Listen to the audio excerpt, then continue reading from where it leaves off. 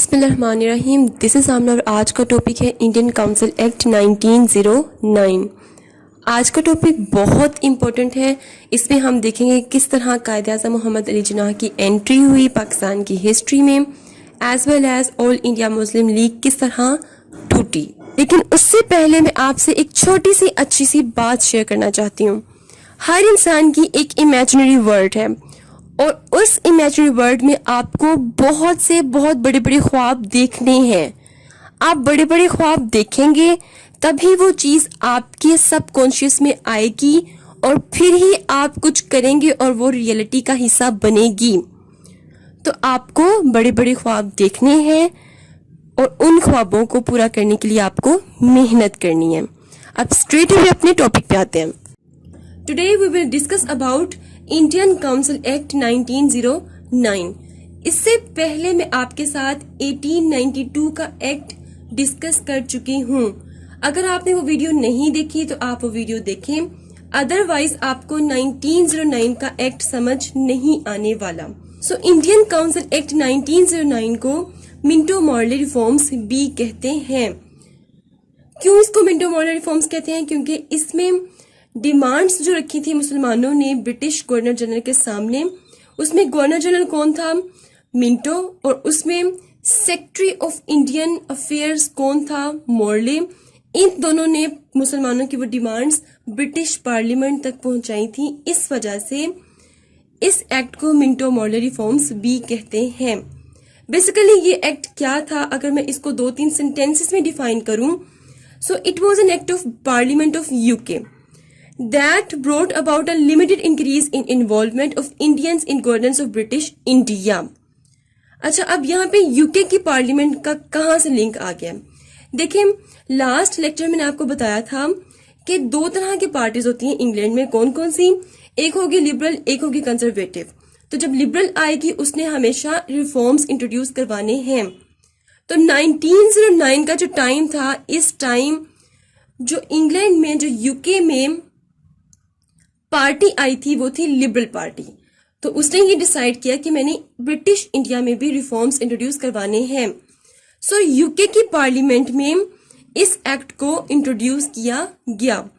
اب اس ایکٹ میں کیا کیا ہے کہ جو برٹش انڈیا کی گورننس ہے، اس گورننس میں تھوڑی سی، بالکل تھوڑی سی انڈینز کی انوالومنٹ کو انکریز کر دیا گیا ہے. پھر سے ریپیٹ کر رہی ہوں، اس ایکٹ کے اکارڈنگ کیا ہوگا کہ گورننس آف برٹش انڈیا میں انڈینز کی انوالومنٹ کو انکریز کر دیا گیا ہے. اب انڈینز میں ہندو، مسلمان اور دوسری سب مائنورٹیز شامل ہیں. To understand Indian Council Act I must take start from the ending of my last lecture. So last lecture کہاں پہ میں نے اینڈ کیا تھا؟ میں نے کہا تھا کہ مسلم لیڈرشپ اپنی ڈیمانڈز لے کر کس کے پاس گئی تھی؟ گورنر جنرل آف انڈیا کے پاس گئی تھی. گورنر جنرل کون تھا؟ منٹو تھا. منٹو نے کہا کہ آپ کی یہ سب ڈیمانڈز پوری نہیں ہو سکتی تب تک جب تک آپ کسی پولیٹیکل پارٹی کے فورم سے ان ڈیمانڈز کو فارورڈ نہ کریں. تو پھر مسلمانوں نے کیا کیا کہ اپنی ایک الگ سے پولیٹیکل پارٹی بنائی، اور اس پولیٹیکل پارٹی کا نام کیا تھا؟ آل انڈیا مسلم لیگ. تو اب 2 طرح کی پارٹیز بن گئی تھیں. ایک پارٹی تھی Indian branch of all India Muslim league. یہ وہ پارٹی تھی جو کہ برٹش انڈیا میں بنی تھی. اس کو لیڈ کون کر رہے تھے؟ سر آغا خان اس کو لیڈ کر رہے تھے. مطلب آل انڈیا مسلم لیگ جو برٹش انڈیا میں بنی تھی، اس کو کون لیڈ کر رہا تھا؟ سر آغا خان اس کو لیڈ کر رہے تھے. London branch of all India Muslim League, پھر ایک دوسری برانچ بنی تھی مسلم لیگ کی، London branch of all India Muslim League. اس کو کون لیڈ کر رہے تھے؟ اس کو لیڈ کر رہے تھے سید امیر علی. یہ برٹش انڈیا میں نہیں بنی تھی، یہ کہاں بنی تھی؟ لندن میں بنی تھی. مسلمانوں کی ڈیمانڈز گورنر جنرل سے اپروو کروانے کے بعد secretary of State for Indian affair سے اپروو کروانا، برٹش پارلیمنٹ سے اپروو کروانا، کیا یہ سب اتنا آسان تھا؟ کیسے کر لیا تھا سر آغا خان اور سید امیر علی نے یہ سب کچھ؟ آپ یہ یاد رکھیں کہ ابھی ہم کون سے ٹائم میں ہیں؟ ابھی ہم 1906 میں ہیں. ابھی میں 1909 میں نہیں گئی ہوں جہاں پہ میں انڈین کاؤنسل ایکٹ کو ڈسکس کروں گی. ابھی میں 1906 میں ہوں. ابھی میں شملہ ڈیپوٹیشن کے بعد کی بات کر رہی ہوں. چیزیں لنکڈ ہے ایک دوسرے سے، اس لیے مجھے تھوڑا سا پیچھے جانا پڑ رہا ہے. سو کس طرح انہوں نے انفیوز کیا برٹش کے مائنڈ میں کہ جو مسلمان ہے وہ صرف ایک ریلیجن کے فالوورز نہیں ہیں بلکہ وہ ایک کمیونٹی ہے، وہ ایک قوم ہے. سید امیر علی ایک بہت بڑی پرسنالٹی تھے. کیسے؟ ایک تو برٹش کے پرائم منسٹر تھے، ان کی بیٹی یا کہتے ہیں کہ ان کی بھتیجے کے ساتھ ان کی شادی ہوئی تھی، ان کے ایک طرح سے رشتہ دار ہوئے. ٹھیک ہے. دوسری بات یہ تھی کہ سید امیر علی پریوی کاؤنسل کے چیئر بھی تھے، اس کو چیئر کرتے تھے. پریوی کاؤنسل کیا ہے اس کو آپ نے ذرا غور سے سننا ہے. اس ٹائم برٹش انڈیا میں کوئی بھی ہائی کورٹ نہیں تھی. پروونسز لیول پہ سپریم کورٹس ہوتی تھی اور وہاں پہ سارے مسئلے ڈسکس ہوتے تھے. لیکن اگر برٹش کالونی سے کوئی بہت بڑا مسئلہ ہوتا تھا تو اس کو پریوی کاؤنسل میں لے کے جاتے تھے اور ڈسکس کرتے تھے. اب پریوی کاؤنسل بیسیکلی کیا ہے؟ یہ ایک ایگزیکٹو باڈی ہے. اس میں تمام ایڈوائزرز بیٹھے ہوتے ہیں جو اپنے سوورن کو سارے ایڈوائزز دیتے ہیں. سید امیر علی پریوی کاؤنسل کو چیئر کرتے تھے. مینس یہ بہت بڑی پرسنالٹی تھی. اور سید امیر علی کون تھے؟ سر آغا خان کون تھے؟ کانگریس کو یہ بات اچھی طرح سے معلوم تھی. اب یہ جو بھی پولیٹیکل پارٹیز بن رہی تھیں اور جو ان کو لیڈ کر رہا تھا، کانگریس ان سب کو آبزرو کر رہی تھی. پلس کانگریس نے اس time agitation and uprising continue رکھی ہوئی تھی جو انہوں نے بنگال کی پارٹیشن کے بعد سے سٹارٹ کی تھی، ابھی بھی وہ جاری ہے. تو بہت سے جو اینٹی مسلم تھے انہوں نے پروپیگنڈا کریٹ کرنا شروع کر دیا کہ یہ جو آل انڈیا مسلم لیگ ہے یہ بیسیکلی برٹش کی بہت زیادہ جی حضوری کرتی ہے اور اس کو بنایا بھی برٹش نے ہے. یہ بات میں نے آپ کو کلیئر کر دی تھی لاسٹ لیکچر میں کہ اس کو برٹش نے نہیں بنایا. اب جی حضوری کرنے کا مقصد کیا ہے وہ میں آپ کو کلیئر کر دیتی ہوں. مسلم لیڈرشپ کو یہ بات بہت اچھی طرح پتا تھی کہ ہم مائنورٹیز میں ہیں، ہمیں اپنے رولرز کے ساتھ لوئل رہنا ہے، ہمیں لوئلٹی کو پورٹری کرنا ہے، ہمیں ایک ریونج پولیٹکس کے تھرو پاکستان کو گین نہیں کرنا اور نہ ہی ہم کر سکتے ہیں. سو یہ ضروری تھا کہ ہم برٹش کے ساتھ کچھ سٹینڈز لیتے، ان کی مانتے، کچھ اپنی منواتے ان اے پیسفل وے. ہم نے اپنا ایمان نہیں بیچا تھا. ناؤ اٹس کلیئر کہ جو آل انڈیا مسلم لیگ ہے یہ کوئی برٹش کی پارٹی نہیں تھی، برٹش نے نہیں بنائی تھی اور نہ ہی یہ پارٹی برٹش کی جی حضوری کرتی تھی. اب یہ کلیئر ہو چکا ہے کہ کس طرح سر آغا خان نے اور سید میر علی نے کس طرح Governor General then Secretary of State for Indian Affairs then British Parliament کو 1907 سے 1909 تک کنونس کیا، کس طرح نیگوشیشن ہوتی رہی and as well as dialogues proceed ہوتے رہے. تو فائنلی 1907 سے 1909 کی مسلسل سٹرگل کے بعد برٹش پارلیمنٹ کنونس ہو گئی اور انڈین کاؤنسل ایکٹ کو انٹروڈیوس کر دیا گیا جس میں مسلمانوں کی بہت سی ڈیمانڈز کو مان لیا گیا. اب مسلمانوں نے کون کون سی ڈیمانڈز رکھی تھیں شملہ ڈیپوٹیشن میں؟ اگر آپ نے وہ لیکچر لیا ہوگا تو آپ کو یاد ہوگا، ادروائز یہ بھی لیکچر آپ کو سمجھ نہیں آنے والا ہے. تو مسلمانوں نے ڈیمانڈز رکھی تھی اپنی ایگزیکٹو کاؤنسل میں، جوڈیشری میں and as well as imperial legislative council میں مسلمانوں کی ڈیمانڈز تھیں. 1892 کے ایکٹ کے اکارڈنگ گورنر جنرل کے انڈر 2 کاؤنسلز ہوتی تھیں. 1909 کے ایکٹ کے اکارڈنگ بھی گورنر جنرل کے انڈر 2 ہی کاؤنسلز تھیں. وہ کاؤنسلز کون کون سی تھیں؟ ایک تھی ایگزیکٹو کاؤنسل اور ایک تھی لیجسلیٹو کاؤنسل. 1892 کے ایکٹ کے اکارڈنگ جو ایگزیکٹو کاؤنسل تھی اس کے کتنے تھے؟ 5 ممبرز تھے اور یہ رول تھا کہ وہ 5 ممبرز برٹش ہی ہوں گے. لیکن 1909 کے ایکٹ کے اکارڈنگ ایگزیکٹو کاؤنسل کے اب کتنے ممبرز ہوں گے؟ 6 ممبرز ہوں گے. مینس ایگزیکٹو کاؤنسل کی ایکسپینشن کر دی گئی ہے. اب 5 ممبرز جن سے ہوں گے وہ برٹش ہی ہوں گے اور 6 میں سے جو ایک ممبر ہوگا وہ ہوگا جی انڈین ممبر ہوگا. اب وہ انڈین ممبر ہندو بھی ہو سکتا ہے، مسلمان بھی ہو سکتا ہے یا کوئی اور مائنورٹی بھی ہو سکتا ہے. تو سب سے پہلے 1909 سے 1910 میں جو پہلا ایک ایگزیکٹو کاؤنسل میں ممبر آیا انڈین کا وہ تھا جی ایس پی سنہا. 1909 سے 1910. 1910 سے 1911 تک سید امیر علی ممبر کے طور پر ایگزیکٹو کاؤنسل میں آ گئے تھے. تو اب یہ تو مسلمانوں کی جو ڈیمانڈ تھی کہ ایگزیکٹو کاؤنسل میں مسلمانوں کو آنا چاہیے وہ تو پورا ہو گیا. جب سید امیر علی اس میں آئے تو وہ تو پورا ہو گیا. اب اس کے علاوہ مسلمانوں نے کیا کیا ڈیمانڈ کی تھی؟ مسلمانوں نے اس کے علاوہ ڈیمانڈ کی تھی اپنی جوڈیشری کی. مسلمانوں نے کہا تھا کہ ہمارے الگ سے کورٹس ہوں گے, ہمارے الگ سے ججز ہوں گے, ججز ہمارے مسلمان ہوں گے جو ہمارے اسلامک لوز کے اکارڈنگ فیصلے سنائیں گے تاکہ مسلمانوں کے سینٹیمنٹس ہرٹ نہ ہوں. تو جو برٹش تھے انہوں نے کہا کہ ہم آپ کے جو جوڈیشری کی ڈیمانڈز ہیں یہ ہم نہیں مانیں گے, کیونکہ برٹش کی یہ پالیسی ہوتی تھی کہ وہ جتنے بھی ٹف قسم کے ڈیسیژنز ہوتے تھے وہ اپنے ہاتھ میں رکھتے تھے, کیونکہ ان کو لگتا تھا کہ اگر ہم ڈیسیژن میکنگ کی پار انڈینز کو دے دیں گے تو ہم اپنا ایک ایفیکٹو جو رول پرفارم کریں اس کو ہم لوسٹ کر دیں گے. تو جوڈیشری میں مسلمانوں کو کوئی بھی جگہ نہیں دی گئی, جوڈیشری میں مسلمانوں کی ڈیمانڈ کو کنسیڈر نہیں کیا گیا. اس کے بعد مسلمانوں نے کیا ڈیمانڈ کی؟ اس کے بعد مسلمانوں نے ڈیمانڈ کی تھی کہ لیجسلیٹو کاؤنسل میں مسلمانوں کی سیٹس اسپیسیفک ہونی چاہیے, مطلب کہ جتنی مسلمانوں کی پاپولیشن ہے اس کے اکارڈنگ لیجسلیٹو کاؤنسل میں مسلمانوں کی سیٹس ہونی چاہیے. 1909 کے ایکٹ کے according allow Muslims to sit in Imperial legislative council. 1909 کے ایکٹ کے اکارڈنگ مسلمانوں کو یہ الاؤ کر دیا گیا کہ وہ امپیریل لیجسلیٹو کاؤنسل میں بیٹھ سکتے ہیں. کس طرح سے الاؤ کیا گیا؟ لیجسلیٹو کاؤنسل کو ایکسپینڈ کر کے, اس کے نمبرز کو انکریز کر کے. اگر آپ کو یاد ہو تو 1892 کے ایکٹ میں یہ ڈیسائیڈڈ تھا کہ لیجسلیٹو کاؤنسل میں انڈینز کو کتنی سیٹس دی جائیں گی؟ 16 سے 20% صرف دی جائیں گی. ٹھیک ہے, وہ بھی نومینیٹڈ الیکشنز کے تھرو سب وہاں پر آئیں گے. اب یہاں پہ لیجسلیٹو کاؤنسل کی ایکسپینشن کے بعد جو سینٹرل لیول پہ جو سیٹس ہوں گی وہ کتنی ہوں گی؟ 60 ہوں گی.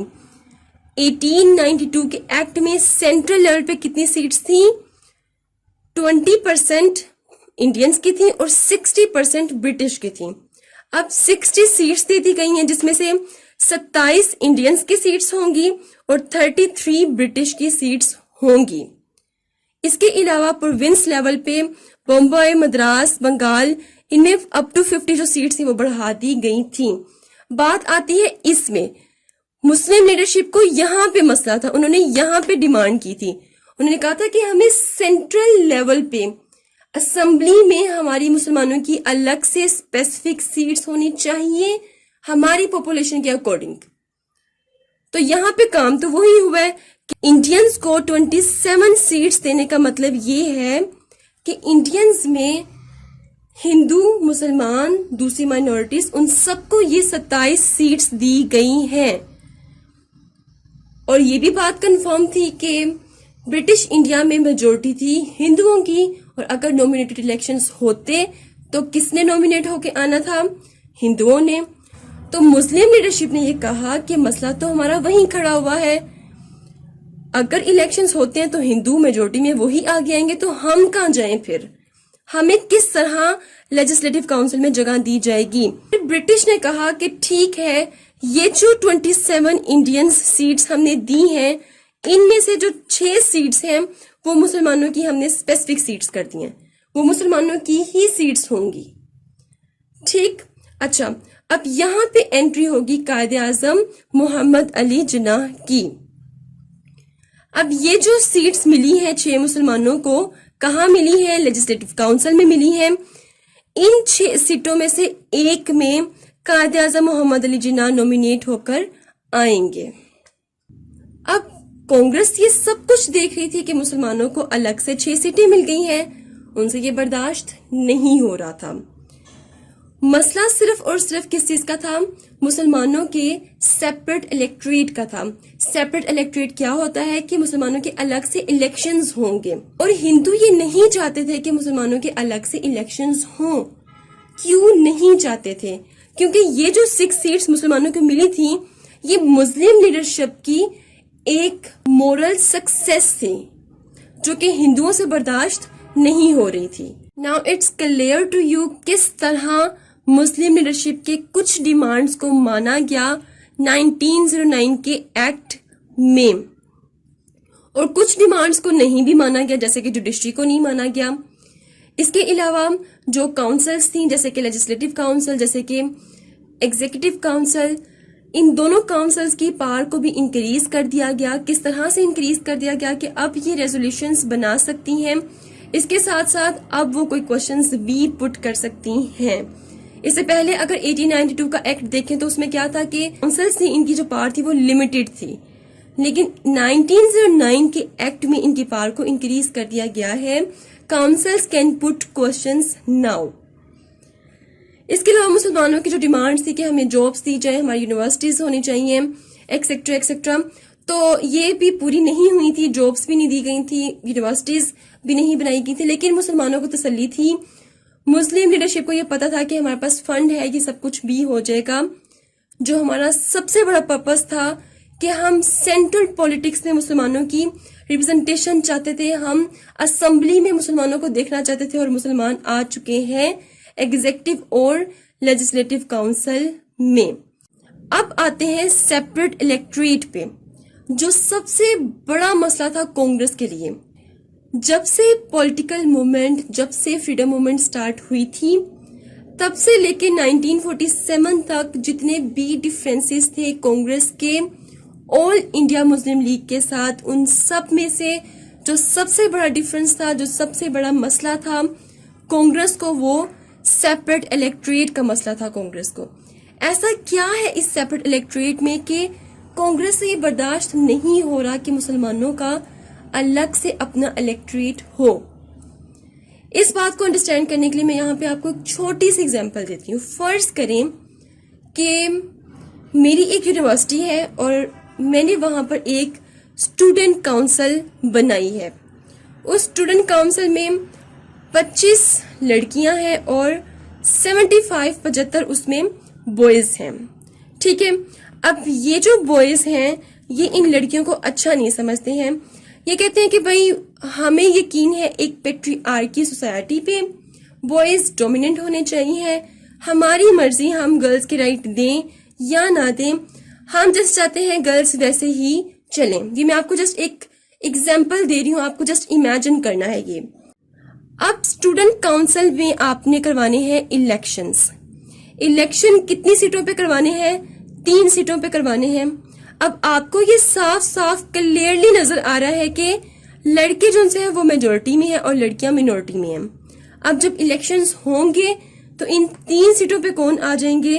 لڑکے آ جائیں گے. اور ایسے ہی ہوا کہ الیکشنز ہوئے اور ان 3 سیٹوں پہ کون آ گئے ہیں؟ جی لڑکے آ گئے ہیں. اب لڑکیاں آئی ہیں میرے پاس اور انہوں نے مجھے آ کے کہا ہے کہ اگر اس طرح ہی ہوتا رہا تو ہم تو کبھی بھی اس اسمبلی کا حصہ نہیں بنیں گے، کیونکہ لڑکے تو میجورٹی میں ہیں، تو ہمیشہ وہی آئیں گے، وہی جیتیں گے، وہی اس 3 سیٹیں لے جائیں گے. آپ ایسا کریں کہ آپ ہمیں ایک الگ سے سیٹ دے دیں ہماری پاپولیشن کو دیکھتے ہوئے. یہی کام مسلمانوں نے کیا برٹش کے آگے. برٹش کو مسلمانوں نے یہی کہا کہ ہماری پاپولیشن کم ہے اور ہندو میجورٹی میں ہے، اگر اس طرح ہی الیکشن ہوتے رہے تو ہمیشہ ہندو ہی آگے آتے رہیں گے، ہمارے پولیٹیکل رائٹس کبھی بھی پروٹیکٹ نہیں ہو سکیں گے. تو آپ ایسا کریں کہ آپ ہمیں الگ سے سیٹس دے دیں. تو برٹش نے کیا کیا؟ ان کو الگ سے 6 سیٹیں دے دیں. اور بالکل ایسے میں نے کیا کیا؟ میں نے لڑکیوں کو 1 سیٹ دے دی. ان 3 میں سے 1 سیٹ دے دی کس کو؟ لڑکیوں کو. تو پیچھے کتنی سیٹس بچ گئیں؟ 3 میں سے 1 لڑکیوں کی گئی تو 2 بچ گئیں. ٹھیک ہے، اب الیکشنز ہونے تھے ان 2 سیٹوں کے لیے. اب یہاں پہ یہ بات اچھی طرح سے انڈرسٹینڈ کر لیں کہ یہ جو 1 سیٹ لڑکیوں کی ہے، سو گرلز ووٹ فار گرلز، مطلب کہ اس 1 سیٹ کے لیے صرف لڑکیوں میں ہی الیکشنز ہونے ہیں، اور جس لڑکی کو سب سے زیادہ ووٹ ملیں گے وہ اس 1 سیٹ پہ آ جائے گی. بالکل ایسے ہی ہوا تھا جب مسلمانوں کو 6 سیٹیں ملی تھیں تو مسلمانوں میں ہی الیکشنز ہوئے تھے، اور 6 لوگوں کو جن کو سب سے زیادہ ووٹ ملے وہ ان 6 سیٹوں پر آ گئے. ٹھیک ہے, یہ تو بڑا سیدھا سیدھا حساب چل رہا ہے ابھی تک. Means girls vote for girls, same like this Muslims vote for Muslims. Clear? اچھا, اب مسئلہ ہے ان 2 سیٹس کا. لڑکوں نے کہا کہ یہ جو 2 سیٹیں ہیں ہم سکون سے الیکشنز کروائیں گے, لڑکوں میں الیکشنز ہوں گے اور جن 2 لڑکوں کو سب سے زیادہ ووٹ ملیں گے وہ ان 2 سیٹس پہ آ جائیں گے. بالکل ایسے ہی کانگریس نے بھی سوچا. انہوں نے سوچا کہ اگر 27 سیٹس انڈینز کو دی ہیں, ان میں سے اگر 6 مسلمانوں کو دیتی ہیں تو پیچھے بچتی ہیں 21 سیٹوں پہ ہندو آپس میں الیکشنز کریں گے اور وہ اس میں آ جائیں گے. لیکن یہ اتنا آسان پروسیس بھی نہیں تھا. ان 2 سیٹوں کے لیے جو الیکشنز ہونے تھے ان الیکشنز میں بوائز نے بھی ووٹ کرنا تھا پلس گرلز نے بھی ووٹ کرنا تھا, اور گرلز ان 2 سیٹوں کے لیے کنٹیسٹنٹ کے طور پر بھی مانی جائیں گی. مطلب یہ جو 2 سیٹیں ہیں ان 2 سیٹوں میں بوائز ووٹ کریں گے سب, پلس گرلز ووٹ کریں گی, پلس ان 2 سیٹوں پہ گرلز بھی کنٹیسٹ ہوں گی. بالکل اسی طرح 6 سیٹیں تو مسلمانوں کو مل گئیں. اب جو 21 سیٹیں بچی تھیں اس میں ہندو سب ووٹ کریں گے پلس مسلمان بھی ووٹنگ کریں گے اور مسلمان کانٹیسٹ بھی ہوں گے ان 21 سیٹس کے لیے. یہی تو اصل مسئلہ تھا جس کی وجہ سے وہ کہہ رہے تھے کہ سیپریٹ الیکٹریٹ نہیں ہونا چاہیے. یہی وہ اصل مسئلہ تھا جس کی وجہ سے کانگریس سیپریٹ الیکٹریٹ کو ایکسپٹ نہیں کر رہے تھے. کانگریس نے کہا کہ بھئی ہم جو مسلمانوں کو دیکھنا پسند نہیں کرتے, ہم ان کو پوچھتے نہیں ہیں, آج ہمیں اسمبلی میں ان کے ساتھ ان کے اتحادی بن کے ڈیسیژنز میں ان کے ساتھ کوپریٹ کر کے آگے چلنا پڑے گا. ہم یہ کس طرح کریں گے؟ ہمارا جو پرسپیکٹیو ہے ایک وہ تو سارا ختم ہو جائے گا. ہم تو یہ چاہتے ہی نہیں ہیں, ہم تو خود کو آگے لے کے آنا چاہتے ہیں. تو ہم کس بیس پہ سیپریٹ الیکٹریٹ کو ایکسپٹ کر لیں؟ اچھا خیر جو بھی تھا, سیپریٹ الیکٹریٹ منظور ہو چکے تھے 1909 کے ایکٹ کے اکارڈنگ. بہت بڑی کامیابی تھی مسلم لیڈرشپ کی. یہ چیز کانگریس سے ایکسپٹ نہیں ہو رہی تھی. اس کامیابی کے جو امپیکٹ تھے وہ کانگریس پہ ہمیں نظر آ رہے تھے. انہوں نے اپنی ایجیٹیشن, اپرائزنگ, پروٹیسٹ مزید بڑھا دیے تھے. لیکن سیپریٹ الیکٹریٹ مسلمانوں کو مل چکا تھا. اب ایک طرف بنگال کی جو پارٹیشن ہوئی ہے وہ مسئلہ ہے کانگریس کو, ایک طرف جو شملہ ڈیپوٹیشن ہے وہ مسئلہ ہے, ایک طرف ان کو اپنی ایگزسٹنس کا خطرہ ہے تو ان کے اپوزٹ, ان کے پیرالل آ کے آل انڈیا مسلم لیگ کھڑی ہو گئی ہے. ایک طرف ان کو سیپریٹ الیکٹریٹ کا مسئلہ ہے, مطلب ان کو بڑے مسئلے تھے اور ہر مسئلہ ان کو مسلمانوں سے ہی تھا. اب ان سب چیزوں کے بعد کانگریس خاموش تو نہیں بیٹھے گی. کانگریس نے 1911, 1912, 1919 میں بہت بڑے بڑے دھماکے کیے کہ آل انڈیا مسلم لیگ ٹوٹنا شروع ہو گئی. یہ سلائیڈ آپ نے غور سے سننی ہے, یہ سلائیڈ بہت انٹرسٹنگ ہے. انفلوئنشل پارٹی, ایک طرف آل انڈیا مسلم لیگ بہت انفلوئنشل پارٹی تھی. آل انڈیا مسلم لیگ نے اس طرح سے مسلمانوں کی بیس رکھی کہ ان کے اتنے احسان ہیں مسلمانوں پہ کہ ہم ان کے احسان کبھی بھی نہیں اتار سکتے. کتنی مشکلوں سے انہوں نے پاکستان حاصل کیا وہ صرف وہی جان سکتے ہیں, ہم تو ان کے وہ احسان اتار ہی نہیں سکتے. تو آل انڈیا مسلم لیگ ایک بہت ہی انفلوئنشل پارٹی تھی, ٹھیک ہے. اور اب ٹائم یہ ہے کہ اس انفلوئنشل پارٹی پہ بہت سے بلاسٹ ہونے ہیں چھوٹے چھوٹے دھماکوں کی صورت میں. کس نے کرنے ہیں؟ وہ کرنے ہیں جی کانگریس کی پولیٹیکل پارٹی نے. کانگریس بھی نو ڈاؤٹ ایک انفلوئنشل پارٹی تھی. اگر ہماری پارٹی میں سر آغا خان, سید میر علی تھے تو کانگریس کی پارٹی بھی برٹش سرکل میں بہت زیادہ انفلوئنشل پارٹی تھی.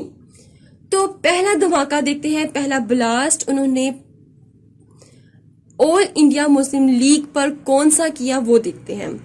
Number 1, annulment of partition of Bengal 1911.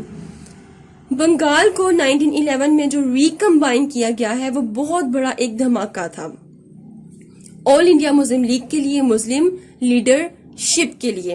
پہلے آپ اس پورے پروسیس کو انڈرسٹینڈ کر لیں کہ کس طرح بنگال کی انالمنٹ ہوئی. اس ٹائم کیا ہوا کہ جو برٹش کنگ تھا وہ وفات پا گیا اور اب ایک نئے برٹش کنگ نے آنا تھا اور اس کی ایک کراؤن سرمنی ہونی تھی, کورونیشن ہونی تھی. کہاں پہ ہونی تھی؟ برٹش انڈیا میں ہونی تھی. اب ڈیسائیڈ یہ ہوا کہ یہ جو کراؤن سرمنی ہے یہ کولکتہ میں ہو, کیونکہ کولکتہ بنگال کا کیا ہے؟ کیپٹل ہے. لیکن کولکتہ کے ایسٹ اور ویسٹ میں تو آگ لگی ہوئی تھی, پروٹیسٹ سٹارٹ تھے یو پی میں, سی پی میں, کانگریس بہت زیادہ ایجیٹیشن اپرائزنگ کر رہی تھی. تو اگر ڈیورنگ کراؤن سیریمنی اگر کوئی ڈسٹربنس ہوتی تو جو گورنر جنرل ہے اس کو فائر کر دیا جانا تھا. تو یہ ڈسکشن ہوئی, نیگوشیشن ہوئے, ڈائیلاگس پروسیڈ ہوئے. تو یہ فائنل ہوا کہ یہ جو کرونیشن سیریمنی ہے یہ کولکتہ میں نہیں ہوگی, یہ ہوگی دہلی میں. تو سیریمنی ہوئی دہلی میں, اور اس کے آگے جتنے بھی پوائنٹس میں آپ کے ساتھ ڈسکس کروں گی وہ ایک بند کمرے میں سارے آرڈیننس پاس ہوئے. دین کرونیشن ہوئی دہلی میں. اب یہ بھی ڈیسائیڈ ہوا کہ جتنی بھی ایجیٹیشن ہے, جتنی بھی اپرائزنگ وہ کانگریس کر رہی ہے, تو ایسا کرتے ہیں کہ اس کرونیشن میں تھوڑے سے ممبرز کانگریس کے بھی ہم ایڈ کر لیتے ہیں تاکہ ہمیں کانگریس کی سپورٹ مل جائے, تاکہ کوئی ڈسٹربنس نہ ہو. یہاں پہ مسلمان نہیں تھے, کون تھے؟ برٹش تھے اور کانگریس تھے. تو جب دہلی میں کرونیشن ہوئی ہے تو جو بادشاہ بنا ہے, جو نیا کنگ آیا ہے, اس نے ایک آرڈیننس پاس کیا. اس نے کہا کہ آج سے دہلی جو سا ہوگا وہ بنگال کا کیپٹل ہوگا. اس سے پہلے کون سا کیپٹل تھا بنگال کا؟ کولکتہ تھا. لیکن اب اس آرڈیننس کے بعد یہ فائنل ہوا کہ بنگال کا کیپٹل کون سا ہوگا؟ دہلی ہوگا. اب یہ ایک ایسا پوائنٹ تھا کہ کانگریس اس ٹائم کنگ کے سامنے کچھ بھی رکھتے, کوئی بھی ڈیمانڈز رکھتے تو انہیں پوری کر لینی تھی. تو یہاں پہ جو کانگریس تھے انہوں نے کس چیز کو امپورٹنس دی؟ انہوں نے اپنے فنڈز, اپنے ریسورسز کو امپورٹنٹ دی. انہوں نے مسلمانوں کو, مائنورٹیز کو, کسی کو کوئی امپورٹنس نہیں دی. وہ کیا تھی؟ کانگریس نے کہا کہ انلمنٹ آف بنگال 1911, کہ آپ نے جو بنگال کی پارٹیشن کی ہے وہ پارٹیشن ختم کر دیں, بنگال کو ریکمبائن کر دیں. اور آرڈیننس پھر سے پاس ہو گیا. کنگ نے کہا ٹھیک ہے جی آرڈیننس پاس کر دو اور بنگال کی انلمنٹ کر دو. 1911 میں انلمنٹ ہو گئی. پھر سے وہ میکینزم ریپیٹ کروں گی کہ برٹش انڈیا میں ڈیسیژن میکنگ کی پار کس کے پاس ہوتی ہے؟ برٹش پارلیمنٹ کے پاس ہوتی ہے. تو یہ کیسا ہو سکتا ہے کہ میں کنگ نے جو آرڈیننس پاس کیے اور ایسا ہو جائے؟ کنگ کے پاس ایک اتھارٹی ہوتی ہے کہ وہ ایگزیکٹو آرڈر پاس کر سکتا ہے, اور اگر اس ایگزیکٹو آرڈر کو برٹش پارلیمنٹ پاس کرے تب بھی وہ اپروو ہوتا ہے. اب نیا کنگ آیا ہوا تھا, اگر برٹش پارلیمنٹ یہ ایگزیکٹو آرڈر مینس یہ جو آرڈرز ہیں یہ پاس نہ کرتی تو مسئلہ ہونا تھا برٹش پارلیمنٹ میں اور کنگ میں. تو یہ جو دو آرڈرز ہیں, یہ جو دو ایگزیکٹو آرڈرز ہیں, یہ کس کے پاس گئے ہیں؟ یہ برٹش پارلیمنٹ کے پاس گئے ہیں. برٹش پارلیمنٹ نے ان کو اپروو کر دیا اور فائنلی کیا ہوا ہے کہ بنگال کو ریکمبائن کر دیا گیا ہے. کانگریس بہت خوش ہے. اور یہ تھا ایک بلاسٹ کس پہ؟ آل انڈیا مسلم لیگ پہ. اب اس دھماکے کے بعد کیا ہوا ہے کہ نواب سلیم اللہ نے سیاست چھوڑ دی, سر آغا خان نے سیاست چھوڑ دی. انہوں نے کہا کہ یہ کیسی سیاست ہے کہ آپ خود سے یہ سب کچھ کر لو, جبکہ politics is an art of possibilities. Politics possibilities کا ایک آرٹ ہے. آپ کس طرح خود اپنے بلبوتے پہ سب کچھ کر لو گے, اور کس طرح برٹش انڈیا کی 25% جو پاپولیشن اس کو اگنور کر کے آپ اکیلے سے خود سے فیصلہ کر لو, کس طرح یہ ہو سکتا ہے؟ تو انہوں نے غصے میں آ کے سیاست چھوڑ دی. اب دوسری جو پین جو کانگریس نے مسلم لیڈرشپ آل انڈیا مسلم لیگ کو دی تھی وہ تھی پارٹیشن آف بنگال 1912. اس سے پہلے ہم نے پارٹیشن آف بنگال پڑھی تھی 1907, جس کے بعد کانگریس نے بہت سے پروٹیسٹ کیے تھے, سڑکوں پہ نکل آئے تھے, اور 1912 میں بھی ایک پارٹیشن ہوئی بنگال کی. لیکن اس پارٹیشن کے بعد کوئی پروٹیسٹ نہیں ہوا, کسی کانگریس نے نہیں کہا کہ یہ ڈیوائڈ اینڈ رول ہے, کسی نے کچھ بھی نہیں بولا, سب بڑے سیٹسفائی نظر آ رہے تھے. تو یہ جو پارٹیشن ہوئی بنگال کی 1912 میں, اس پارٹیشن کے بعد دو نئے پروونسز بنے. کون کون سے؟ Bihar and Orissa became separate provinces. Bihar کیسے بنا؟ یو پی اور سی پی کے تھوڑے سے ایریاز ملا کر اور بنگال کے بہت زیادہ ایریاز کو ملا کے بہار بنا دیا گیا. اڑیسہ کس طرح بنا؟ سی پی اور مدراس کے تھوڑے تھوڑے سے علاقے ملا لیے, ساؤتھ بنگال کے زیادہ سارے علاقے ملا دیے اور اڑیسہ بنا دیا. اب بہار اور اڑیسہ میں ہندو میجورٹی تھی. بہار اور اڑیسہ کے علاوہ جو بنگال بچا تھا اس میں 50% مسلمز تھے اور 50% اس میں ہندو تھے. اب اس پوائنٹ پہ کیا ہوا ہے کہ جو آل انڈیا مسلم لیگ ہے وہ 3 حصوں میں ڈیوائیڈ ہو گئی ہے. ایک وہ جو پولیٹکس کو گڈ بائی کہہ گئے تھے, ایک وہ جو پروونشل لیول پر اپنی پولیٹکس کو کنٹینیو کیے ہوئے تھے. اب جو سینٹرل لیول کی پولیٹکس تھی مسلم لیڈرشپ, وہ یہ ڈیسائیڈ کرے تھے what we will do next, ہمیں نیکسٹ کیا کرنا ہے.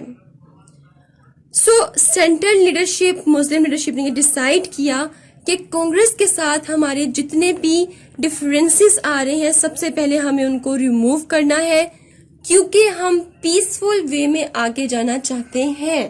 دوسرا انہوں نے یہ ریکگنائز کیا کہ جو برٹش ہے وہ وائلنس کی زبان سمجھتی ہے اور مسلمانوں کو وائلنس کی زبان آتی نہیں ہے کیونکہ مسلمان تو بہت لوئل رہتے ہیں سب کے ساتھ.